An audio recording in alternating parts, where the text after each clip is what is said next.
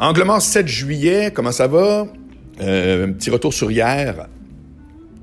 Ennio Morricone, Marc Cassivia a écrit un article. Et beaucoup de monde ont parlé de ça. Puis j'étais content parce que quand t'es tripeux de musique de film, ben évidemment, c'est pas comme quand t'es tripeux de Metallica, là. C'est pas la même... c'est pas la même démonstration d'intérêt qui se passe partout, puis que, tu sais, c'est pas la même énergie, on se comprend, là. Mais je trouvais ça le fun, j'ai vu beaucoup d'affaires passer, puis alors ça, c'est très intéressant. Ça a été sinon mon podcast le plus écouté dans mes chiffres de balado Québec. Puis je suis resté vraiment bête. Fait que là, il y a soit quelqu'un à quelque part qui a parlé de ça, je sais pas trop. Mais moi, hier, je vous le disais, tu sais, c'est comme, regardez, habituellement, je suis plus comme je vais faire à matin. Je suis plus dans une espèce de point de vue, tu sais, puis le angle mort, le titre est là, tu sais, puis c'est pas personnel tout le temps, mais ça l'est un peu. Mais là, ça l'était 100%. C'est bien juste genre, crime, j'étais vraiment triste de cette nouvelle-là. Puis j'ai juste fait, je vais vous dire d'où ça vient, pourquoi j'aime cette musique-là. Puis tu sais, Fait que c'est ça qui est le fun des podcasts. C'est qu'un podcast, contrairement aux médias traditionnels, où moi j'ai toujours dit qu'il fallait que les gens qui sont en ondes se mouillent pour qu'on sache c'est qui. Puis c'est ça qui crée non seulement un attachement, mais une connexion. Je suis pas cave, j'écris des livres là-dessus. Bien, ça démontre ça, justement, tu sais. Il y a des thèmes, comme celui de ce matin, liberté d'expression, ça, c'est super populaire dans les podcasts. Puis c'est polarisant, Marc, là, tu sais, c'est comme tu peux pas avoir un avis, c'est ça, puis point final, c'est une zone grise.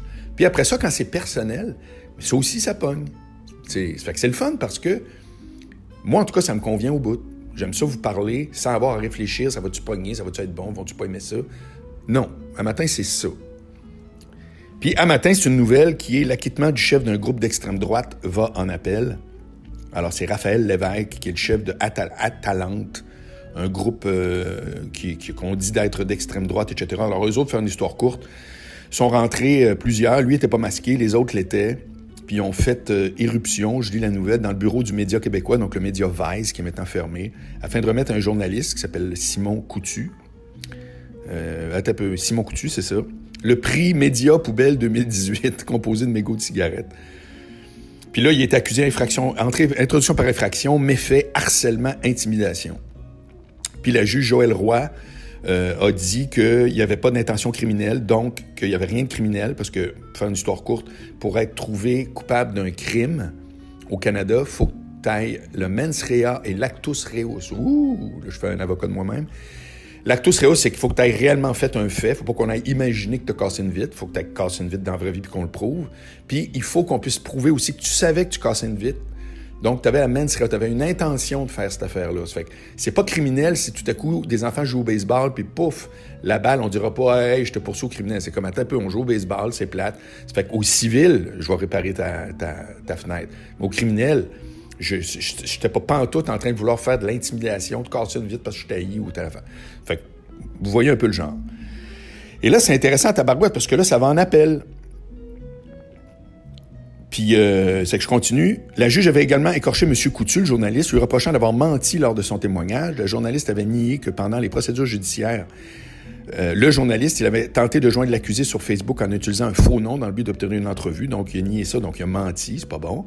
Or, si la couronne veut faire renverser l'acquittement sur les chefs d'introduction par effraction et de méfait en se basant sur le concept d'intention criminelle, est-ce qu'il y en avait une ou pas, elle ne demande rien pour les accusations de harcèlement et intimidation.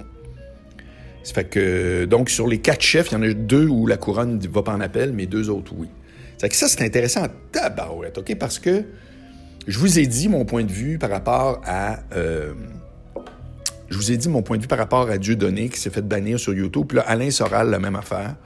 Puis moi, mon point, c'est de dire, écoutez, je sais qu'il y en a qui font cet épouvantable, d'autres Yahoo. Moi, je fais juste vous dire, je suis désolé, mais c'est des entreprises privées. Puis ils décident à 100% de ce qu'ils font. C'est tout. Ça fait que là, à un moment donné, il ne faudrait pas que vous soyez super pour la liberté d'expression, mais pas tant que ça pour le pouvoir d'une entreprise privée de décider ce qu'elle veut. Ben non. Moi, j'ouvre un restaurant, je décide, tu rentres pas, c'est tout. Puis là, tu fais puis tu vas sur Facebook, puis c'est tout. Ça fait que, Dieudonné, c'est du trouble. Ça fait que là, évidemment, après ça, ce qui fâche, c'est que on dit que c'est des propos incitant à la haine, puis là, il y en a qui vont dire oui, non, peut-être, etc. Je comprends ça. Je fais juste vous dire que, à un moment donné, là, T'es du trouble, la compagnie trouve que t'es du trouble, puis tu t'en vas, puis c'est tout.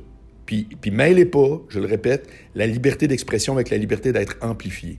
Dieudonné peut continuer à dire tout ce qu'il veut, mais plus sur YouTube. Ouais, mais là, tout à coup, c'est pas long, hein, quand tu commences à creuser, j'en ai eu des discussions, là. Ouais, mais là, c'est ça, mais là, il fait un truc, puis il faut s'abonner, là. Ah, OK.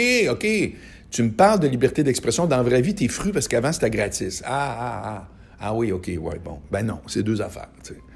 Fait que ça, là, cette affaire-là d'Atalante, là, c'est très, très, très intéressant. Vraiment, parce que la zone est hallucinamment grise. OK? Raphaël Lévesque, là, je vous rappelle, il rentre dans un bureau. Il rentre, il ne demande pas à rentrer, il ne demande pas de permission ni rien. Il rentre dans un bureau, mais qui n'a pas le droit de rentrer dans un bureau? Je veux dire, c'est-tu un crime si je passe en avant de la réceptionniste puis je me rends dans un bureau? La réponse est non. C'est-tu un crime si j'arrive avec du monde qui sont intimidants dans le look? Ça dépend du ressenti. Moi, si quelqu'un arrive plein de tatous puis qui me remet un trophée, puis tout ça pour rire de moi, parce qu'il était écœuré que je fasse dépasser ça, hein, c'est que le Simon Coutu en question faisait tout le temps des reportages pour dénoncer Atalante puis sa gang. C'est que là, lui, il a fait comme, sais-tu quoi, on va aller voir à leur bureau. Ça fait que c'est touché en tabarouette parce que ça revient à dire, dans la notion de liberté d'expression, dans la notion d'intimidation, etc., il y a le ressenti qui rentre en compte. C'est comme, on les a toutes vues, les scènes, là, où que tout à coup, les fiers à bras rentrent, puis bien calmement, il dit « On peut-tu s'asseoir à ta table? On aimerait ça te parler. Écoute, finalement, t'as une belle famille, des beaux enfants. » En passant sur Facebook, sur Netflix, il y a un film écœurant qui s'appelle « The Informer ». Vous regarderez ça, c'est tellement fort. J'ai vu ça il y a 2 jours. Puis t'as une scène un peu de même, là, où est-ce que l'espèce de chef de la mafia, bien relax, il fait combien ta vie vaut, toi? Puis ça fait que là, le gars, il répond, je sais pas, telle affaire. Il dit, mais ta fille, puis ta femme, combien tu penses que ça vaut? C'est quand même une bonne question. Tu poses jamais ces questions-là. Tu sais, pour le moment, là, il est bien juste en train d'insinuer, il connaît sa femme, il sait qu'il y a une fille, probablement qu'il sait où ce qui reste, mais il a fait aucune menace. Fait qu'on appelle tout ça de l'intimidation au pouce. Fait que cette cause-là est vraiment, vraiment intéressante. Puis quand le gars arrive, puis que tu sais que c'est quelqu'un qui t'en veut, ça, c'est un critère aussi, peut-être qu'il faut qu'il soit tenu en compte. C'est-à-dire que c'est pas innocent, c'est pas quelqu'un que tu n'as jamais vu, whatever. Simon, le journaliste, Coutu, essaye d'avoir des entrevues, et tout le temps sur leur dos, etc. Eux autres arrivent, tranquillos. Il y a du monde masqué, mais lui ne l'est pas. Voyez-vous comment c'est... Et puis là, il faut pas oublier, c'est pas juste « Hey, c'est pas fin » ou « T'as pas des bonnes manières ». On est au criminel, là. Au criminel, ça prend. Donc, la juge a dit « C'est border ». On trouve que, franchement, c'est ordinaire, mais l'intention criminelle de faire un méfait, de faire de l'intimidation, de faire tout ça, on la voit pas de façon si flagrante. Et n'oubliez jamais que, contrairement au civil, au criminel, il faut tout le temps que tout soit hors de tout doute raisonnable. C'est très élevé. C'est que ça aussi, il ne faut pas l'oublier. Pour ceux qui trouvent qu'il s'en est tiré trop facilement, attendez. C'est hors de tout doute raisonnable. Donc, ça s'est rendu au juge. Puis le juge est obligé de suivre les règles. Le juge n'invente pas les règles. Le juge, il applique les règles. Ça, c'est une autre affaire. C'est quand on dit c'est le gouvernement des juges, etc., techniquement, c'est vrai. Mais c'est pas le juge qui n'a rien décidé, là. Lui, là, il y a des règles. Après ça, il peut avoir une part d'interprétation, absolument. Fait qu'elle, Joëlle Roy, a décidé que moi, je vois pas, dans ce cas-là, où il y a une réelle intention de faire de quoi qui est littéralement criminel. Fait que quand tu descends l'entonnoir de même, tu finis par dire « Ouais, ça paraît mal. Le gars, à quelque part, c'est très intimidant. Il arrive avec ses sbires, mais il casse rien. Il fait pas d'entrée par effraction. C'est pas genre, il a pas poussé un gardien. Il a peut-être probablement pas demandé la permission, mais un bureau, là, c'est-tu un endroit privé? C'est-tu un endroit public? Moi, je me suis toujours demandé, là, je faisais de la radio avec Duhem, là. Il y en a plein Duhem qui ne l'aimaient pas, là. Moi aussi, il l'avait, mais je veux dire, Éric, c'est plus polarisant. Je me disais tout le temps, on aurait pu exactement vivre ça. Quelqu'un qui serait rentré, tranquillos, puis il arrive, il ouvre la porte du studio, fait qu'il fait de quoi qui est pas... Hey, t'as pas d'affaire à rentrer dans le studio, mais c'est pas criminel. Ça fait que cette cause-là est vraiment, vraiment touchée, puis vraiment, à la rigueur, intéressante. Puis s'il y a une notion que ça devient criminel, bien, il va falloir démontrer que la sensibilité de Simon Coutu, le journaliste, est un critère, ce qui actuellement ne l'a jamais été. Là, je vous prépare comment moi je vois ça, là. C'est-à-dire que quand on parle de menace à la sécurité, là, c'est un critère.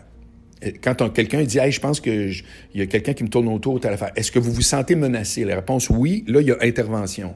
C'est un critère pour aller de l'avant. Fait que là, il n'y a eu rien de ça qui a été, à ma connaissance, qui a été dit dans ce procès-là. On n'a pas pris en compte le fait que Simon Coutu, lui, il dit « Hey, tabarouette, je vois 6 gars arriver, 5 qui ont des masques. Je sais très bien c'est qui parce que c'est vrai que je l'écœure. Je l'écœure comme journaliste. Je l'écœure pas comme... moi, j'ai rien de criminel à me reprocher. Je fais une couverture de ce qu'il fait. Bien entendu, je trouve que c'est zéro, puis je le dis sans gêne, parce que c'est un groupe d'extrême droite, puis de ci, puis de patente. Ça fait que là, m'a dire de quoi, là, la liberté d'expression, là, tous ceux qui pensent que ça se tranche au couteau, là, ben regardez comment ce cas-là est extrêmement... Je vous ai juste soulevé quelques points, là, mais c'est extrêmement touché, tu sais. Puis quand je reviens au cas de Soral puis de Dieudonné, moi, je vous répète que Dieudonné, j'écoutais beaucoup de ses capsules. J'étais entre rarement et jamais offensé, pour vrai.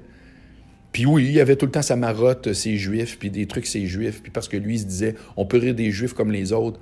Puis Alain Soral, c'était la même affaire. Sauf que, où je leur reproche de quoi, ces deux gars-là, puis Soral, il y a des entrevues de lui à télé qui sont absolument délectables. Ce gars-là avait une critique du féminisme qui était hyper originale, bien entendu irritante, mais pas en tout qui était zéro. Mais ils ont bifurqué dans cette espèce d'attaque-là aux Juifs que moi, j'ai de la misère à comprendre. C'est comme... Je pense que ce qui arrive, c'est que dans leur psychologie, à un moment donné, ils se rendent compte à quel point que quand ils touchent ce sujet-là, ils ont tellement d'opposition que ça les fâche.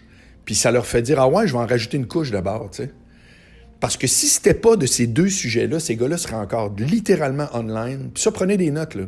Tous ceux qui sont sur le podcast, puis qui jasent, puis qui font de l'éditorial. Il y a des sujets, à un moment donné, où est-ce que on s'enlise, puis ça devient un combat, mais choisissez-les vos combats. Parce que, honnêtement, si Dieudonné n'avait pas focusé sur la question juive, puis même s'il avait toujours raison, puis Soral, la même affaire, personne n'aurait songé à bannir leur chaîne à cause qu'ils se mettent à critiquer un ministre, faire des jokes sur un. Quand quelqu'un nommait Dieudonné pour le blaster, surtout des gens qui étaient placés haut, publiquement, politiquement. Le lendemain, c'était sûr que sa capsule, c'était carrément une réponse à ces personnes-là. Puis tu sais, le gars, il est humoriste, fait que c'est sûr que c'était drôle. C'était tout le temps, tu sais, il n'a pas perdu son talent parce qu'il est devenu très politique. Mais c'est quoi cette affaire-là? Pourquoi tout à coup s'acharner sur un sujet touché en te disant « Ouais, non, mais moi, le dire. » Tu sais, c'est ce côté-là que je trouve zéro. Doublé du fait que dans ce cas-là, on parle même pas de liberté d'expression comme telle, on parle juste que tu es sur une plateforme, elle t'appartient pas, c'est pas ta chaîne YouTube. Puis un jour, ils font « Ouais, sais-tu quoi, on a resserré nos règles, toi, on trouve que ça correspond pas à propos haineux, hey, ciao, bye. » Puis là, « Ah mon Dieu, liberté. » Ben non, t'as couru après le trouble. Ça fait que là, après, on peut débattre, bonne nouvelle, mauvaise nouvelle, pour l'idée même de la liberté d'expression. Fine, débat très intéressant. J'essaie rien de vous mettre dans la gorge, vous me connaissez, mais... Ça fait que là, c'est ça, l'autre barre, là, tu te rends compte encore aujourd'hui là, que ce truc-là d'Atalante, c'est vraiment comme... on est sa limite, là, c'est-à-dire que c'est pas cool ce qu'ils ont fait, ça paraît mal, c'est intimidant, mais après ça, c'est pas ça le degré pour appeler ça un crime. Ça fait que la juge Roy, elle a dit, je vois pas d'intention criminelle, même si, à quelque part, je recommande pas de faire ça, mais c'est parce que ça, c'est un call qui veut rien dire. Tout le problème de cette décision-là, c'est cette phrase-là. Je vous la répète, là. Elle dit clairement, « Ce jugement n'est pas une licence afin de reproduire de tels agissements, mais la ligne est parfois ténue entre incivilité et acte criminel. » C'est très vrai, mais on retourne à la case départ. Dans le sens que, c'est quoi une incivilité? Puis c'est quoi un acte criminel? C'est qu'actuellement, on peut juste le dire à la négative. En conclusion, là, on peut juste dire ce n'est pas un acte criminel. Mais en quoi... C'est quoi là, qu'il aurait fallu qu'il se fasse pour tout à coup devenir criminel? Il aurait fallu qu'il lance un objet qui, tu sais... C'est qu'il est arrivé, c'est intimidant, il est avec sa gang. Puis là, ben, la juge qu'a dit, c'est parce qu'à quelque part, il y a quand même ça dans le jugement-là, là. C'est comme tout à coup, n'importe qui, à la lumière de ça, peut dire « Hey, sais-tu quoi, Marc Cassivi, je le trouve tellement zéro. » Hey, les gars, mes chums tatoués avec qui je vais au gym, là, on s'en va rendre une petite visite comme ça, impromptue. On va voir Marc Cassivi tranquille. Puis on lui dit « Moi, j'ai pas aimé ça, ce que t'as dit, là, c'est zéro. » Ça fait que je veux juste te dire, j'espère que tu passes une belle journée. puis telle affaire. Puis là, t'es avec tes 3 autres gars qui ont des masques, qui ont 22 pouces de bras. Comprends-tu? Là, c'est comme dans quel monde on est. Si tout à coup, n'importe qui peut, de façon semi-polie. Ça fait que c'est tout sauf évident comme question. Ça fait que là, si ça va en appel, il va falloir définir ça, mais je vois pas en quoi, tout à coup, ce qui n'est pas considéré un crime, parce qu'il n'y a pas d'intention criminelle, tout à coup, ils vont dire « Oui, il y en avait une ». Ça fait que, tu sais, de dire « Ah, le juge a fait une erreur en droit », bip, bip, bip, bip, bip. Ça fait que la liberté d'expression, c'est tout un sujet, mes amis. Et puis, d'en discuter, c'est toujours le fun, mais les gens qui sont comme... On peut tout dire, je trouve que c'est zéro. Puis les gens qui disent « Vive la censure », honnêtement, ça finit tout le temps par te rattraper de l'autre bord. Puis c'est un bel exemple. Bonne journée, à demain.